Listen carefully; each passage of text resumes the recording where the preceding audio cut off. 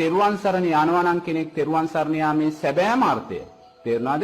අනිවාර්යයෙන්ම මේ සීල සමාධි ප්‍රඥා මාර්ගය තුල ශක්තිමත් වෙන්නේ. ඒ කියන්නේ අෂ්ටාංගික මාර්ගය තුල ශක්තිමත් වෙන්නේ. නමුත් අපිට එතෙන්ට යන්න ශක්තියක් නැත්නම් අපි තෙරුවන් සරණ යාම තුලින් අපි බලාපොරොත්තු වෙන්න ඕනේ අඩු වශයෙන් සිල්පද පහවත් ආරක්ෂා කරගෙන. තේරුණාද?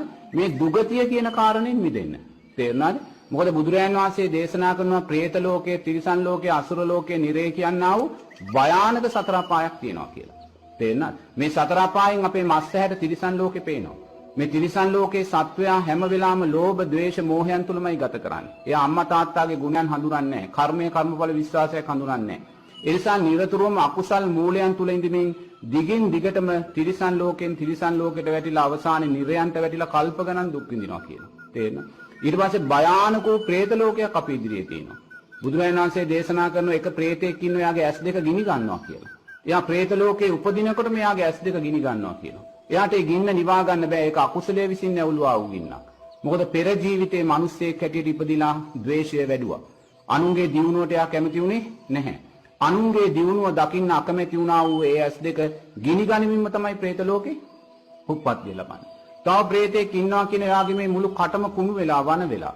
එයාට කතා කරන්න බෑ. එයා අනිත් පෙරේතයොත් ළඟට ගිහිල්ලා වචන උවමාරු කරන්න උත්සාහ කරනවා. වචන පිට වෙන්නේ නැහැ. වචන පිට නොවීමේ දුකත්, කට කුණු වීමේ දුකත් දරාගෙන එයා කල්ප ගණන් പ്രേතවල දුක් විඳිනවා කියනවා.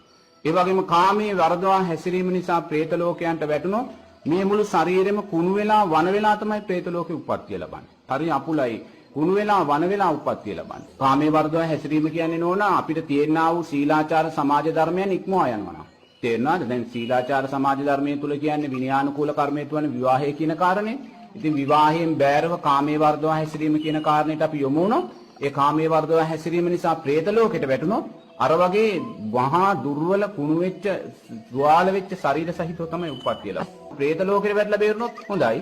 මොකද දරුණු තැන නිරේ කියන කාරණේට තිරිසන් සත්තු වැටෙනවා. ඔය කාමයන්ගේ වැඩි සත්තු ඉන්නවනේ ඌරෝ ඊරියෝ වගේ සත්තු. ඔය පෙර කාමයේ වර්ධව ඔය රිලව් වඳුරෝ ඔය ඉන්නේ පෙර කාමයේ වර්ධව හැසිරීලා ගත කරපු අය. ඒතුළු ඒක ඒවල කාම ලෝකයන් තුලම හැමදාම පැටියේ බඩේ එල්ලගෙන නැත්තම් පැටව 10ක් 15ක් එල්ලගෙන හිම තමයි ඒගොල්ලෝ ජීවත් වෙන්නේ. තිරිසන් ලෝකෙට වැටුනොත් එවැනි තැනකට යනවා. പ്രേත ලෝකෙට වැටුනොත් අර වගේ තැනකට වැටිලා අප්‍රමාණ දුකටපත් වෙනවා. ඒ නිසා ඒ වගේ අසුර ලෝකයක් තියෙනවා.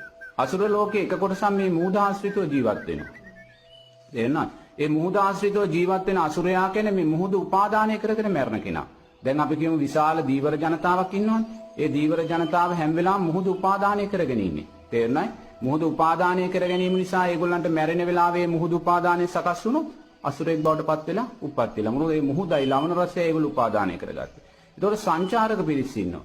මේ සංචාරක පිරිස් මුහුද උපාදානය කරගෙන ජීවත් වෙච්ච අය. මාලදිවයිනේ ශ්‍රී ලංකාවට වගේ ලක්ෂ ගාණක් සංචාරකව සමහර විට එනවා. ඇයි මේ මුහුදු රසය ලවණ රසය උපාදානය කරගෙන. ඒතකොට මේ උපාදානය මැරෙන වෙලාවේ ඒගොල්ලන්ට සකස් වුණොත් ඒගොල්ලෝ අසුරු හැටියට උප්පත්තිය ලබනවා. ඊට වගේම නිරයක්, ගින්දර, යෝධිය, ගිනි අඟුරු වලින් ගහන වෙච්ච, ගිනියම් වෙච්ච කෝටි ගණන් සත්වයා දුක් විඳින නිරයක් තියෙනවා කියලා බුදුරජාණන් වහන්සේ කියනවා. එහෙනම් අවම වශයෙන් අපි තෙරුවන් සරණ යාම තුලින් අපි බලාපොරොත්තු වෙන්න ඕනේ මෙන්න මේ සතර අපායෙන්වත් නොවැටි බේරෙනවා කියන කාරණේ. තේරෙනවද? සතර අපායෙන්වත් නොවැටි බේරෙනවා කියන කාරණේ. ඒ නිසා තෙරුවන් සරණ යාමෙන් අපි බලාපොරොත්තු වෙනවා නම් හොඳ යහපත් විදිහට ජීවත් වෙලා දුවා දරුවෝ හදලා යහපත් විදිහට මැරෙනවා කියන කාරණේ මම නම් අනුමත කරන්නේ නැහැ. ඒක ක්ලේශයෙන් සිද්ධ වෙන්නේ නැහැ. මොකද බුදුරජාණන් වහන්සේ දේශනා කරන්නේ මේ අතට ගන්නා වූ පස් අහුරෙන් අතට නෙමෙයි බුදුරජාණන් වහන්සේ අරන් පෙන්නන්නේ මේ නියසිලට.